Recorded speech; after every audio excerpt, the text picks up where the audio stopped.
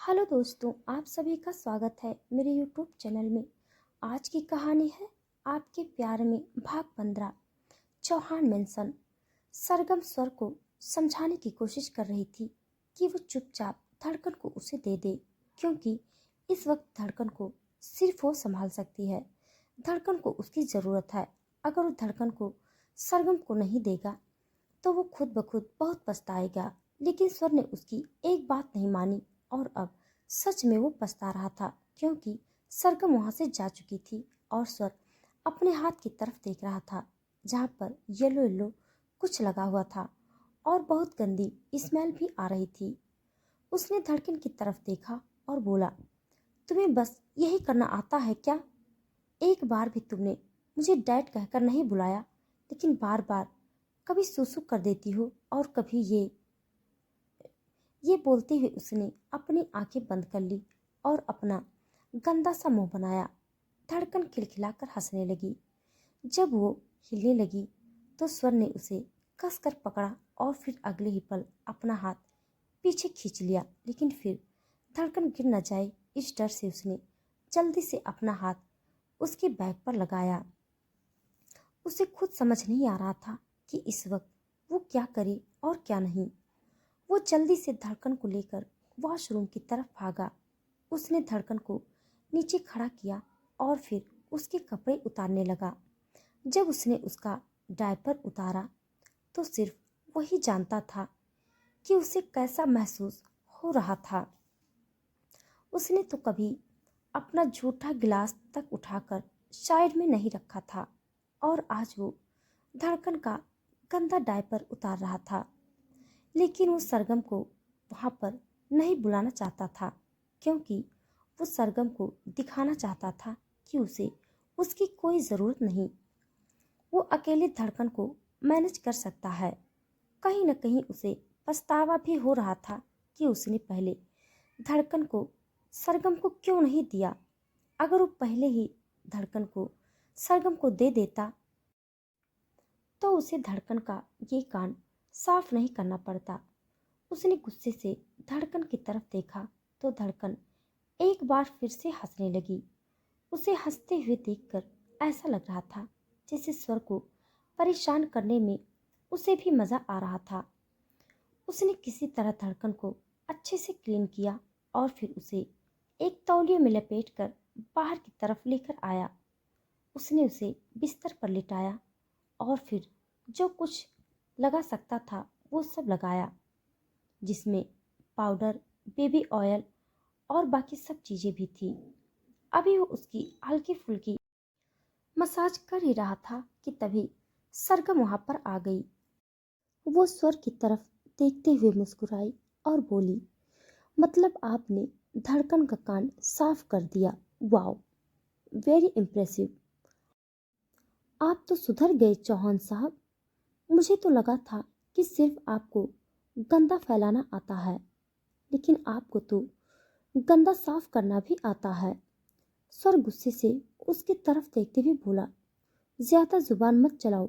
भूलो मत कि तुम मेरी बीवी नहीं हो, धड़कन की नैनी हो, और तुम मुझसे ऐसी बात नहीं कर सकती। अब चुपचाप मुझे मेरे लिटिल हार्ट बीट के कपड़े दो। सरगम मुंह बनाते हुए बोली, मुझे आपकी बीवी बनना भी नहीं है। कहीं के राजकुमार नहीं है आप, जिससे स्वयंवर रचाने के लिए मैं तरसती फिरूं। आपकी तो मैं शक्ल भी न देखूं। एक बात धड़कन की ना हो तो। ये बोलते हुए उसके चेहरे पर भी गुस्सा छलक रहा था। उसने धड़कन की क्लोसेट खोली और उसमें से एक क्यूट सा फ्रॉक सूट लेकर वापस धड़कन के पास आई। स्वर गुस्से से उसे ही देख रहा था। सरगम स्वर की तरफ देखते हुए बोली, हटिए यहाँ से।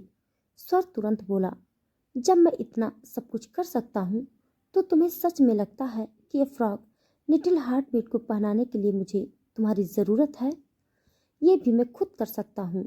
ये बोलते हुए उसने सरगम के हाथों से फ्रॉक को ले लिया और धड़कन को पहनाने लगा। लेकिन धड़कन छोटी सी थी और उससे भी ज़्यादा छोटी थी वो फ्रॉक। हालांकि वो सिर्फ दिखने में छोटी थी, लेकिन वो साइज धड़कन के लिए बिल्कुल परफेक्ट था। पर स्वर को समझ नहीं आ रहा था कि उसे वो फ्रॉक पहनाए तो पहनाए कैसे। कुछ देर बाद उसने सरगम के चेहरे की तरफ देखा। सरगम ने मुस्कुराते हुए उससे फ्रॉक को ले लिया और बोली, ज्यादा तेज मत बना कीजिए चौहान साहब। ये जो आप हर काम में अपनी नाक घुसाते हैं ना, किसी दिन मैं आपकी नाक तोड़ दूंगी। बड़े आए मैं कर लूंगा। जाइए, जाकर अपना बिजनेस कीजिए। धड़कन की नैनी हूं ना मैं, तो उसे कपड़े पहना सकती हूँ मैं। हर वक्त आपको मेरे और धड़कन के सिर पर मंडराने की जरूरत नहीं है। स्वर गुस्से से बोला, तुम मुझसे ऐसे बात नहीं कर सकती। सरगम मुस्कुराते हुए बोली, मैं बीवी नहीं हूं आपकी जो आपको इज्जत दूं। अभी भी आपने ही कहा था ना मुझसे कि मैं आपकी बीवी नहीं हूं, इसीलिए मुझसे बीवी वाली उम्मीद भी मत कीजिएगा कि मैं हर बात पर जी जी करती फिरूंगी। नैनी हूं मैं, ज्यादा जुबान चलाई ना मेरे सामने तो जॉब छोड़कर भाग जाऊंगी और साथ ही साथ धड़कन को भी किडनैप करके ले जाऊंगी। स्वर गुस्से से बोला, तुम धड़कन को हाथ तो लगा कर दिखाओ। अगले ही पल सरगम बिस्तर पर बैठी और उसने धड़कन को वो फ्रॉक डालना शुरू कर दिया। उसे वो फ्रॉक धड़कन को पहनाते हुए देखकर स्वर ने भी कुछ नहीं कहा, लेकिन कुछ पल बाद सरगम धड़कन को अपनी गोद में उठाते हुए बोली, लो, हाथ छोड़िए। मैंने तो धड़कन को पूरी अपनी गोद में उठा लिया, अब बताइए क्या करेंगे आप। सर उसकी तरफ देखता ही रह गया। वो दांत पीसते हुए बोला, अगर धड़कन की बात नहीं होती ना, तो मैं छोड़ता नहीं तुम्हें। तुम सोच भी नहीं सकती कि मैं क्या कर सकता हूँ और क्या नहीं। सरगम मुस्कुराई और बोली, वो सब बाद में देख लेंगे, पहले आप शावर ले लीजिए। कब तक यूं ही कच्चे में खड़े रहेंगे। अगर गलती से भी कोई सर्वेंट आ गया तो इज्जत नीलाम हो जाएगी आपकी। उसकी बात सुनकर स्वर की आंखें बड़ी हो गई। वो तो भूल ही गया था कि धड़कन को नहलाने के चक्कर में उसके पूरे कपड़े खराब हो गए थे, तो उसने वो कपड़े वॉशरूम में उतार दिए थे और अब उसने सिर्फ बॉक्सर्स पहने हुए थे। उसके चेहरे का रंग उड़ गया, लेकिन वो ऐसे कैसे सरगम से हार मान सकता था। इसीलिए अपनी हेकड़ी दिखाते हुए बोला, तुम मुझे मत बताओ कि मुझे क्या करना है और क्या नहीं। वेल, कहीं ऐसा तो नहीं कि मेरी हॉट बॉडी देखकर तुम्हें जलन हो रही हो। आई मीन, तुम्हें मेरी हॉटनेस फील हो रही हो। तुम मुझसे चिपकना चाहती हो, लेकिन तुम्हें पता है कि मैं तुम्हें भाव नहीं दूंगा। इसीलिए तुम चाहती हो कि मैं जाकर कपड़े पहन लूं, क्योंकि मुझे शर्टलेस देखकर तुम्हें कुछ कुछ हो रहा होगा। ये बोलते हुए अपनी चेस्ट सहलाने लगा। सरगम उसकी बात सुनकर बोली, हो गया, अब जाइए, जाकर नहा लीजिए। बाकी की हवा कल दिखाइएगा। आए बड़े सलमान खान। ये बोलकर उसने मुंह बनाया। स्वर दांत पीसते हुए उसकी तरफ देखने लगा और फिर चुपचाप वॉशरूम की तरफ चला गया। वो वॉशरूम तो चला गया था, लेकिन न अपने कपड़े लेकर गया था और न ही टॉयल। वो ये भी भूल गया था कि टॉवल भी वो धड़कन पर लपेटकर बाहर ले गया था। इसीलिए वो वॉशरूम में अब टॉवल भी नहीं था। उसके जाने के बाद सरगम की हंसी छूट गई। वो धड़कन को देखकर खिलखिलाकर हंस रही थी। उसने धड़कन को दूध पिलाया और तभी अंबिका वहां पर आ गई। वो धड़कन के साथ खेलने के लिए आई थी। सरगम उसकी तरफ देखते हुए बोली, तुम मेरा एक काम करोगी क्या?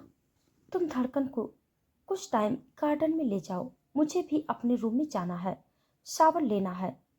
चौहान साहब भी रेडी हो रहे हैं। उसकी बात सुनकर अंबिका ने झट से कहा, क्यों नहीं। ये बोलकर वो धड़कन को अपने साथ नीचे गार्डन एरिया की तरफ ले गई। उसके जाने के बाद सरगम वहां से जाने ही वाली थी कि वॉशरूम के अंदर से स्वर ने उसे आवाज लगाई, मिस सरगम। अपने नाम की आवाज सुनकर सरगम ने तुरंत पलटकर पीछे की तरफ देखा तो वॉशरूम की तरफ आई और दरवाजे से अपना कान लगाकर बोली, क्या हुआ चौहान साहब? अंदर से स्वर बोला, क्या तुम मुझे मेरा टॉवल दे सकती हो? एक्चुअली मैं टॉवल लाना भूल गया था। सरगम मुस्कुराई और बोली, मैं आपको टॉवल तो दे सकती हूँ, लेकिन उसके लिए आपको एक काम करना पड़ेगा। स्वर गुस्से से बोला, फालतू की बकवास बंद करो, मुझे चुपचाप टॉवल दे दो। सरगम झट से बोली, ओके, मत कीजिए, मुझे कोई प्रॉब्लम नहीं, लेकिन फिर आपको टॉवल भी नहीं मिलेगा। और आपको बता दूं कि बाहर एक सर्वेंट अपना काम भी कर रही है, वो वैसे भी आपको बहुत देखती है। सर फ्रस्ट्रेट होकर बोला, अच्छा बताओ क्या काम है? सरगम मुस्कुराई और बोली, आपको मेरी तारीफ करनी है। सर चिल्लाते हुए बोला, मेरी तारीफ सुनकर तुम्हें बुरा लग रहा था?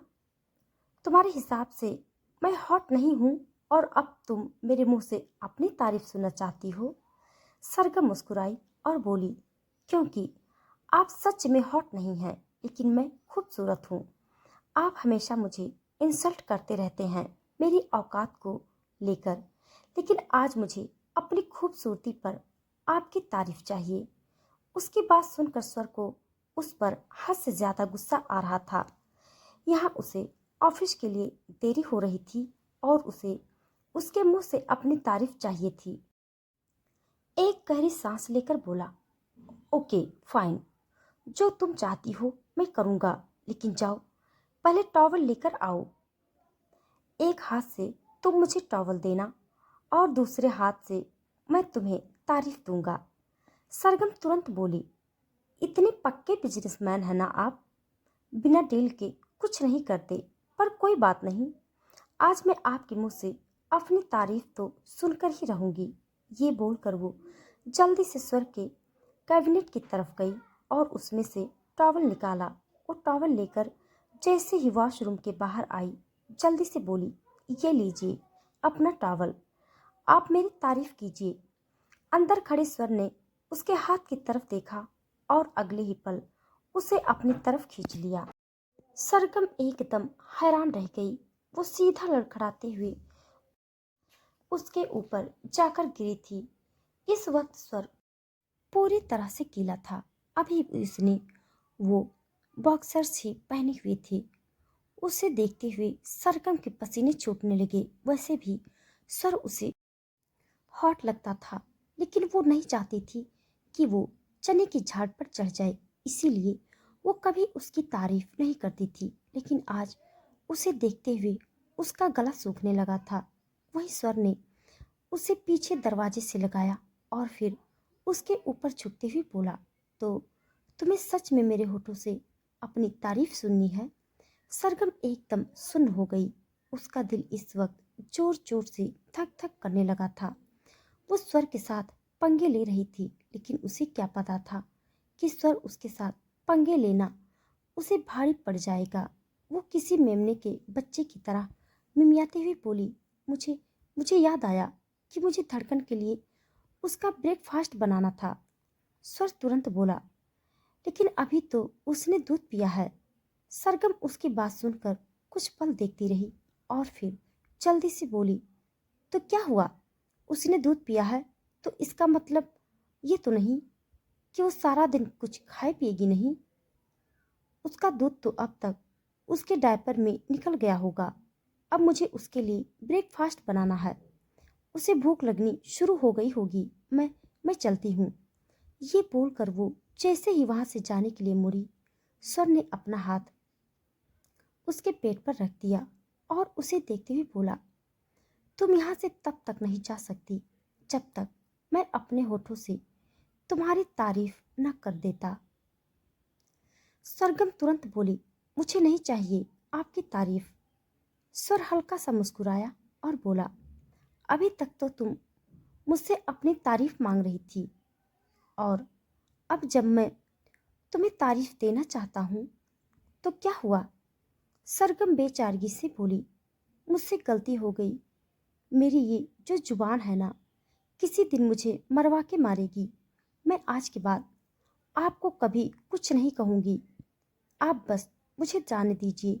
ये बोलते हुए उसके चेहरे पर सच में बड़ी ही उम्मीद भरे एक्सप्रेशन नजर आ रहे थे। वहीं स्वर की नजरें पहले उसके चेहरे पर थी और अब धीरे धीरे सरगम की गर्दन पर जा रहे थे। उसकी वो लंबी सुराहीदार गर्दन देखकर स्वर को भी अपना गला सूखता हुआ महसूस हुआ। वो एक बार फिर से सरगम के ऊपर झुकने लगा तो सरगम की सांसें एक बार गहरी होने लगी थी। वॉशरूम की दूसरी तरफ शावर चल रहा था जिसमें से पानी की बूंदें गिर रही थी। इधर सरगम की सांसों ने शोर मचा रखा था। अचानक उसने अपनी आंखें कसकर बंद कर ली और अपने हाथों को स्वर की पीठ पर रख दिया। स्वर की पीठ इस वक्त पूरी गीली थी। जहां पर पानी की बूंदें ठहरी हुई थी उन पर अब सरगम के हाथ थे और उसने उन हाथों को भी कस कर उसकी पीठ पर दबाया हुआ था। उसके नाखून स्वर की पीठ पर लग रहे थे और स्वर उसकी गर्दन को चूम रहा था। सरगम अंदर तक हिल चुकी थी। उसे अपने बदन में एक करंट सा दौड़ता हुआ महसूस हो रहा था। वो अब कुछ बोल नहीं पाई। वो बस स्वर के होठों को अपनी गर्दन पर महसूस कर रही थी। वहीं स्वर शिद्दत से उसकी गर्दन को चूमता जा रहा था। इस वक्त वो सब कुछ भूल चुका था। उसकी और सरगम की इक्वेशन क्या है, उसके बीच क्या चल रहा है, ऐसा कुछ भी उसके दिमाग में नहीं था। वो बस पूरी तरह से सरगम को किस करने में खोया हुआ था। तभी अचानक आवाज आई, सरगम। ये सुनकर सरगम एकदम से चौंक गई और उसने जोर से स्वर को धक्का दिया। स्वर जो पूरी तरह से उसे किस करने में खोया हुआ था अचानक से पीछे की तरफ लड़खड़ा गया। नीचे बहुत सारा पानी था जिसकी वजह से उसका पैर स्लिप हुआ। उसने तुरंत सरगम का हाथ अपने हाथ में पकड़ लिया और सरगम भी उसके साथ धड़ाम से नीचे जमीन पर गिरी। सरगम जोरों से चिल्लाने वाली थी कि स्वर ने तुरंत उसके होठों पर अपना हाथ रख दिया जिससे सरगम का चिल्लाना उसके मुंह में ही दबकर रह गया। वहीं बाहर से एक बार फिर आवाज आई, क्या हुआ भाई, आप वॉशरूम में हैं क्या? आप नीचे तो नहीं गिर गए? इतनी जोर से आवाज आई। आप ठीक तो हैं ना भाई? ये बोलते हुए अंबिका आगे की तरफ आ गई। उसके हाथों में धड़कन की जो रोई जा रही थी। वहीं स्वर और सरगम एक दूसरे की तरफ देख रहे थे। अंबिका एक बार फिर से बोली, क्या हुआ भाई, जवाब तो दीजिए ना। आप ही हैं ना वॉशरूम में? इतनी जोर से आवाज आई थी, मुझे आपकी फिक्र हो रही है। आप ठीक तो है ना? स्वर ने गुस्से से सरगम की तरफ देखा। सरगम ने एक बार फिर से बेचारगी सा मुंह बनाया। स्वर किसी तरह खुद को संभालते हुए बोला, मैं ठीक हूँ। अंबिका, तुम ये बताओ, तुम यहाँ क्या कर रही हो और ये धड़कन इतना रो क्यों रही है? अंबिका फ्रस्ट्रेट होते हुए बोली, यही तो प्रॉब्लम है भाई कि धड़कन रो रही है। मैं इसे लेकर बाहर गार्डन एरिया में गई थी लेकिन वहां जाते ही ये रोने लगी। मुझे कुछ समझ नहीं आ रहा कि ये क्यों रो रही है। मैंने इसका डायपर चेक किया, अभी तक इसने कुछ नहीं किया लेकिन फिर भी रोई जा रही है। शायद इसे सरगम के पास जाना है लेकिन सरगम अपने रूम में भी नहीं है। उसने मुझे कहा था कि वो शावर लेने जा रही है। अब मैं कहाँ ढूंढूं उसे? ये बोलते हुए वो धड़कन को चुप करा रही थी। वहीं स्वर गुस्से से सरगम को देख रहा था। सरगम धीरे से बोली, अगर मैंने शोर मचा दिया तो आप भी जानते हैं चौहान साहब क्या होगा, इसीलिए आप अंबिका को यहाँ से भेजिए। स्वर तुरंत बोला, मैं उसे यहाँ से क्यों भेजूं? आखिर उसे भी तो पता चलना चाहिए ना कि अपने जिस फ्रेंड को वो इतना शरीफ समझती है वो कितनी बड़ी बेशर्म है। उसकी बात सुनकर सरगम की आंखें बड़ी हो गई। वो गुस्से से बोली, आपने मुझे बेशर्म कहा? स्वर भी एटीट्यूड से बोला, अब बेशर्म को बेशर्म नहीं कहूँगा तो और क्या कहूँगा? एक नंबर की बेशर्म हो तुम। तुमने जानबूझकर मुझे उकसाया ताकि मैं तुम्हें वॉशरूम में खींच लूं और फिर हम दोनों के बीच रोमांस हो, ताकि तुम मेरे करीब आ जाओ। लेकिन तुम्हारी ये चालाकियां मेरे साथ नहीं चलेगी। उसकी बात सुनकर सरगम के चेहरे पर गुस्सा छलकने लगा और वह तुरंत बोली, फिर तो आप एक नंबर के फुद्दू हैं, क्योंकि अगर मैंने ये चालाकी की तो आप तो मेरी चालाकी में फंस गए ना। चौहान साहब, आप तो मुझे अभी पागलों की तरह किस किए जा रहे थे। भूल गए क्या आप? अभी भी आप अपने होठों से मेरी कौन सी तारीफ कर रहे थे? स्वर गुस्से से बोला, तुमने मुझे भोदू कहा? सरगम मुस्कुराई और बोली, अब भोदू को भोदू नहीं कहूँ तो और क्या कहूँगी? स्वर गुस्से से दांत पीसते हुए बोला, मैं भोदू ही सही, लेकिन कम से कम तुम्हारी तरह कैरेक्टरलेस तो नहीं, जो इस तरह से लड़कों को वॉशरूम में। सरगम गुस्से से बोली, आपने मुझे कैरेक्टरलेस कहा? अभी इसी वक्त माफी मांगिए चौहान साहब, वरना आप बहुत पछताएंगे। स्वर उसकी तरफ देखते हुए बोला, एक तो ना, तुम ये बार बार मुझे ये सेम लाइन कहना बंद करो। बार बार कहती रहती हो, बहुत पछताऊंगा, बहुत पछताऊंगा। मुझे जब किसी बात को लेकर पछतावा होगा ना, तो खुद ब खुद हो जाएगा। तो मेरे लिए वार्निंग बोर्ड बनकर घूमने की जरूरत नहीं है। सरगम ने एक गहरी सांस ली और बोली, मतलब आप मुझसे माफी नहीं मांगेंगे? अभी आपने मुझे जो कैरेक्टरलेस कहा उसके लिए आप सॉरी नहीं बोलेंगे? सर एटीट्यूड से बोला, बिल्कुल भी नहीं। सरगम मुस्कुराई और बोली, तो फिर अब मैं आपको कैरेक्टरलेस बनकर दिखा ही देती हूँ। ये बोलकर वो ऊपर की तरफ उठी। अगले ही पल उसने अपनी कमर पर हाथ रख लिया। स्वर हंसा और बोला, कमर टूट गई तुम्हारी? शक्ल से तो पहले ही बूढ़ी नजर आती हो, अब ये बदन भी किसी काम का नहीं रहा। ये बोलते हुए उसके चेहरे पर सार्कास्टिक एक्सप्रेशन थे। सरगम मुस्कुराई और बोली, मैं बेशक किसी काम की हूँ या नहीं, लेकिन अब आप किसी काम के बिल्कुल भी नहीं रहेंगे। ये बोलते हुए वो दरवाजे की तरफ बढ़ गई। स्वर तुरंत बोला, कहाँ जा रही हो? ये बोलते हुए उसकी आवाज़ ऊंची हो गई थी, लेकिन उसने अगले ही पल अपनी आवाज़ को नॉर्मल कर लिया। सरगम मुस्कुराई और बोली, क्या बात है? अपनी इस वार्निंग बोर्ड को आप खुद से दूर जाते हुए नहीं देख सकते क्या? स्वर ने उसे घूर कर देखा और बोला, खबरदार अगर तुम बाहर गई तो। सरगम जल्दी से बोली, अंदर भी नहीं रहूंगी। बहुत शौक है ना आपको मुझे कैरेक्टरलेस बोलने का। आप देखते हैं आप खुद को कैसे जस्टिफाई करेंगे। ये बोलते हुए उसने दरवाज़ा खोला और बाहर की तरफ आ गई। बाहर अंबिका, जो धड़कन को अभी भी शांत कर रही थी, उसने जैसे ही सरगम को देखा वो हैरान रह गई। वो और स्वर दोनों एक वॉशरूम में, उसके लिए सच में कोई झटका ही था। हालांकि उनके तीखे नोक झोंक वाले रोमांस के बारे में वो बातें तो सुन रही थी, लेकिन ये रोमांस इतनी हद तक बढ़ गया होगा, इस बात की उम्मीद उसे नहीं थी। वो सरगम की तरफ देखते हुए बोली, तुम भाई के साथ अंदर थी? सरगम मुस्कुराई और बोली, नहीं, अंदर तुम्हारे भाई का भूत है। तुम्हें मिलना है क्या उनसे? अगर मिलना है तो प्लीज थोड़ा टाइम वेट कर लो। अभी फिलहाल वो खुद पर टॉवल लपेट रहे हैं। उसकी बात सुनकर अंबिका ने अपने मुंह पर हाथ रख लिया। वो जल्दी से धड़कन की तरफ देखते हुए बोली, देख धड़कन, अब तो तू बेशक से थोड़ा बहुत रो ले, लेकिन मैं तुझे यहाँ तो नहीं रुकने दूंगी। यहाँ तो अश्लील हरकतें चल रही है। ये बोलते हुए वो जल्दी से धड़कन को वहां से ले गई।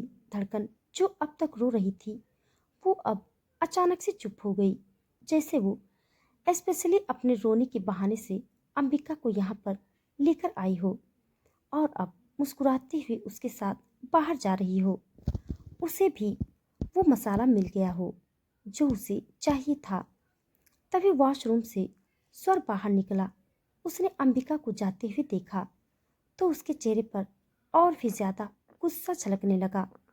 उसने सच में इस वक्त खुद पर टावल लपेटा हुआ था। सरगम भी वहां से जाने लगी, लेकिन तभी स्वर ने उसका हाथ पकड़कर उसे वापस अपनी तरफ खींच लिया।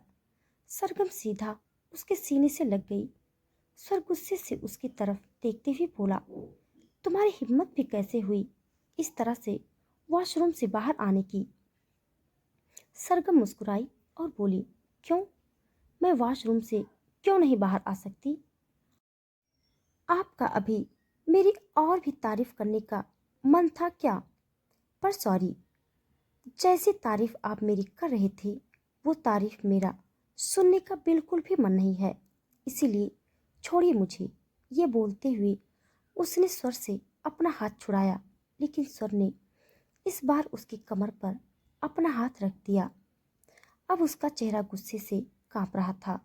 अब तक वो इन सब चीजों को मजाक में ले रहा था, लेकिन अब सच में उसे सरगम पर हद से ज्यादा गुस्सा आ रहा था। सरगम भी एकटक नजरों से उसे देख रही थी। स्वर दांत पीसते हुए बोला, तुम जानते भी हो तुमने क्या किया है? सरगम भी गुस्से से बोली, मैंने जो भी किया आपने मुझे करने पर मजबूर किया। आपकी हिम्मत भी कैसे हुई मुझे कैरेक्टरलेस बोलने की? ऐसा भी क्या किया है मैंने? हाँ, बताइए जरा। आपकी इज्जत लूट ली क्या मैंने? खैर, आपकी इज्जत तो है भी नहीं, लूटूंगी क्या? उसकी इस बात ने स्वर का गुस्सा और भी ज्यादा बढ़ा दिया था। तो दोस्तों, आज के लिए बस इतना। इसके आगे का भाग जानने के लिए आप सब मेरे साथ बने रहिए। हमारी कहानी आप सबको कैसी लग रही है कमेंट बॉक्स में ज़रूर बताइएगा। तब तक के लिए धन्यवाद।